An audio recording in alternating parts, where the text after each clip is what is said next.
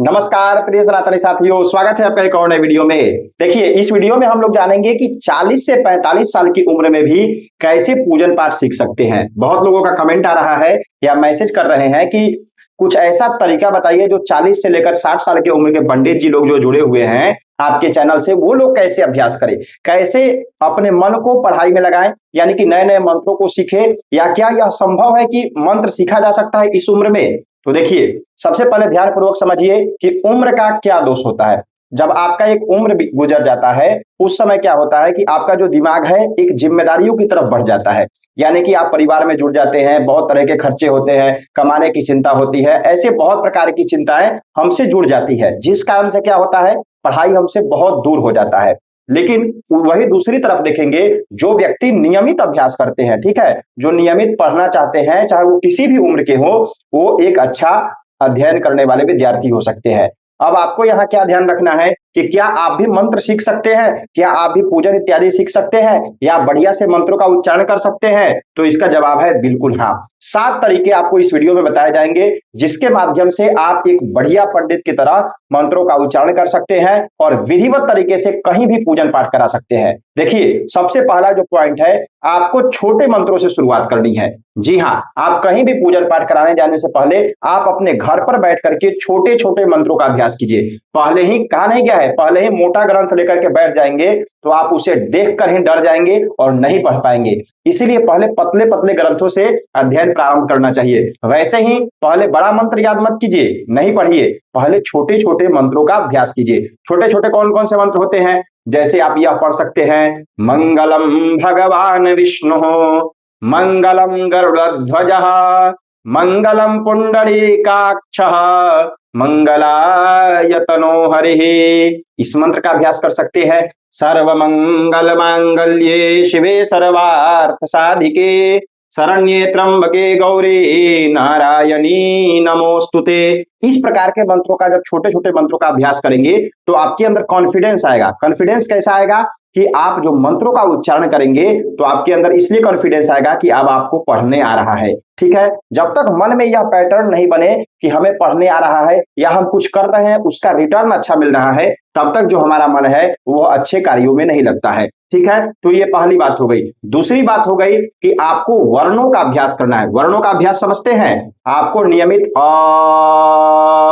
आ, ई, ऊ इस प्रकार से बोल करके जोर जोर से अभ्यास करना है। जैसे मान लीजिए किसी शांत कमरे में बैठ गए, ठीक है, वहां बैठ गए और इन वर्णों का जोर जोर से बोल करके अभ्यास कीजिए। जैसे का, खा, इससे क्या होगा, जब कवर्ग का उच्चारण करेंगे आप तो कंठ खुलेगा आपका। ठीक है, और जब खवर्ग का ख का उच्चारण करेंगे तो भी ये कवर्ग में जितने भी संख्या होते हैं, जितने भी वर्ण होते हैं, उसमें कंठ खुलता है। ठीक है, तो ये बात समझ में आ गया। उसके बाद आप चवर्ग का उच्चारण कर सकते हैं।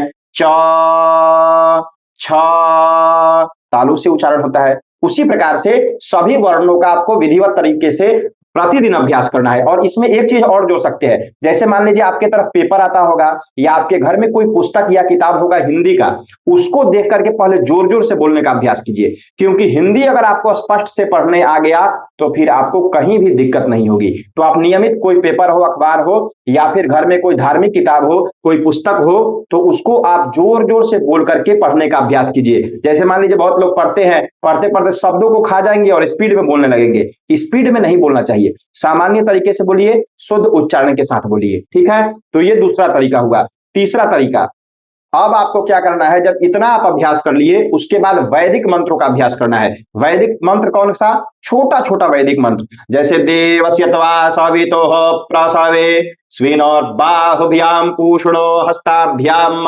इस मंत्र का अभ्यास कीजिए। इमं मे वरुण श्रुधे हवमद्या च मृडय त्वामवस्युराच्च के। इस मंत्र का अभ्यास कर सकते हैं। या सुचक्षा अहमक्षिभ्याम भूयासगुं सुवर्चा मुखेन सुश्रुतकर्णाभ्याम भूयासम। यानी कि इन छोटे छोटे मंत्रों का जब आप अभ्यास करेंगे तो उससे क्या होगा, अब धीरे धीरे आपका लेवल बढ़ने लगेगा। और जैसे जैसे लेवल बढ़ेगा तब उसके बाद आपको बड़े बड़े मंत्रों का अभ्यास करना होता है। ठीक है, अगर आप कमेंट करेंगे प्यारा सा कि आप छोटे छोटे मंत्रों को थोड़ा सा रिकॉर्ड करके डाल दीजिए, वैदिक मंत्र, छोटा छोटा मंत्र, तो मैं वो रिकॉर्ड करके चैनल पर डाल दूंगा। तो ये कुछ तीसरा पॉइंट हुआ।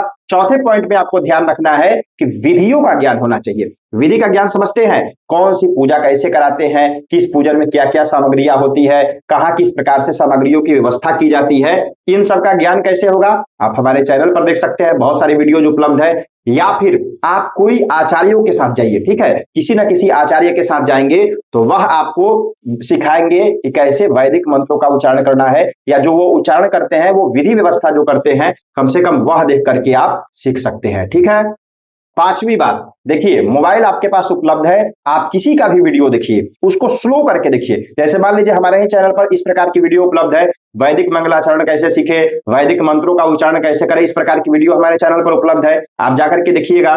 तो आप उस मंत्रों का क्या कीजिएगा कि 0.75 0.75 एक आता है यूट्यूब में ही, मैं यहाँ वीडियो लगा दे रहा हूं, इस प्रकार से आपके अंदर आएगा स्क्रीन पर, आप इस पर टाइप कीजिएगा और टाइप करके आप यहां से रिकॉर्ड करके और उसके पश्चात देख सकते हैं वीडियो को। एकदम धीरे धीरे करके उस वीडियो को देखिए और तब मंत्रों का उच्चारण करने का अभ्यास कीजिए। देखिए इसमें आपकी अभ्यास जितनी अच्छी होगी उतना ही बढ़िया तरीके से आप मंत्रों का उच्चारण कर पाएंगे, क्योंकि कहा भी गया है बिना अभ्यासे विषम विद्या।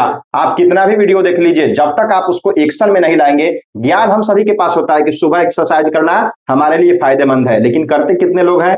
तो ज्ञान होना अलग बात है और उसे लागू करना ये अलग बात है। तो पांचवी बात क्या हुई कि आपको मोबाइल के माध्यम से जो भी मंत्र सीख रहे हैं ऑनलाइन, उसको धीरे धीरे स्लो करके आप सीख सकते हैं। आप चाहे तो हमसे जुड़ सकते हैं, इस नंबर पर व्हाट्सएप कीजिए, हमारी कक्षाएं चलती है ऑनलाइन कर्मकांड की, जब सीट खाली होगी तो आप संपर्क कीजिएगा, उस समय आपको एडमिशन ले लिया जाएगा। 5-6 महीने का कोर्स होता है जिसमें विधिवत तरीके से मंत्रोच्चारण इत्यादि सिखाया जाता है। ठीक है। अब चलिए हम लोग बढ़ते हैं छठे पॉइंट की तरफ। छठे पॉइंट क्या है? छठा बात है कि आप जो भी सीखे हैं उसका अभ्यास कीजिए, प्रैक्टिकली तरीके से अभ्यास। जैसे मान लीजिए आप घर में ही बैठे हुए हैं, एक चौकी रख लिए, उसमें भगवान का चित्र स्थापित कर दिए, बगल में कलश स्थापित कर दिए और पूजन की सामग्रियों की विधि व्यवस्था कर लिए और खुद से पूजन कर रहे हैं। ऐसा तो नहीं है कि जो अभ्यास कर रहे हैं केवल यजमान के यहाँ ही कराएंगे, नहीं, यजमान के यहाँ कराने से पहले आपको खुद अपने घर पर अभ्यास करना होगा। इससे क्या होगा, आपके अंदर धीरे धीरे सात्विकता बढ़ेगी और किस पूजन में कितनी सामग्रियां लगती है, इन सब चीजों का आपके पास अच्छा ज्ञान हो जाएगा।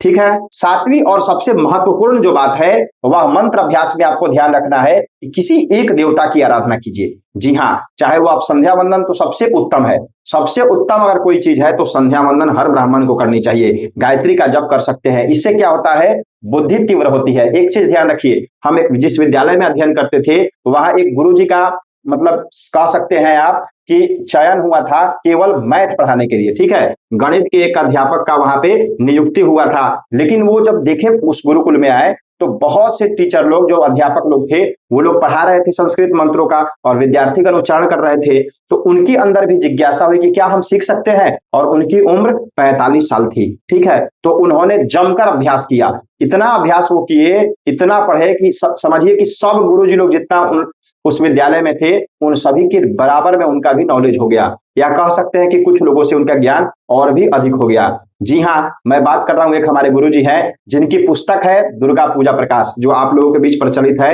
वो आए हुए थे गणित के शिक्षक के तौर पर, लेकिन कह सकते हैं कि इतना अभ्यास कीजिए, वो दिन रात पढ़ते थे। ठीक है, और आज तो वो इतना तैयारी कर लिए हैं कि अच्छे अच्छे आचार्यगण उनके सामने फीके पड़ जाते हैं। ठीक है, तो ये अभ्यास किसी भी उम्र में अच्छे तरीके से किया जा सकता है। तो सातवीं बात क्या है कि आपको किसी देवता की विशेष तरीके से आराधना करनी चाहिए। जब आप आराधना करेंगे तो आपके अंदर पॉजिटिविटी की वृद्धि होगी और आप बढ़िया तरीके से कहीं भी पूजन इत्यादि करा सकते हैं, या इस उम्र में भी आप मंत्रों का उच्चारण विधिवत तरीके से सीख सकते हैं। ठीक है, ये 7 पॉइंट आपके बगल में आ रहा होगा एक साथ, इन 7 पॉइंट को नोट कर लीजिए और नियमित अभ्यास कीजिए। चैनल से जुड़े रहिए, वीडियो पसंद आया तो लाइक जरूर कीजिए और एक प्यारा सा कमेंट कीजिए कि वीडियो कैसा लगा, और आपको इस वीडियो से संबंधित किसी प्रकार की सुझाव देनी हो तो आप दे सकते हैं, या कोई और टॉपिक पर वीडियो चाहिए तो भी कमेंट कर सकते हैं। इतना प्रेम और धैर्य से संपूर्ण वीडियो को देखने के लिए आपका बहुत बहुत धन्यवाद। हर हर महादेव, जय माता दी।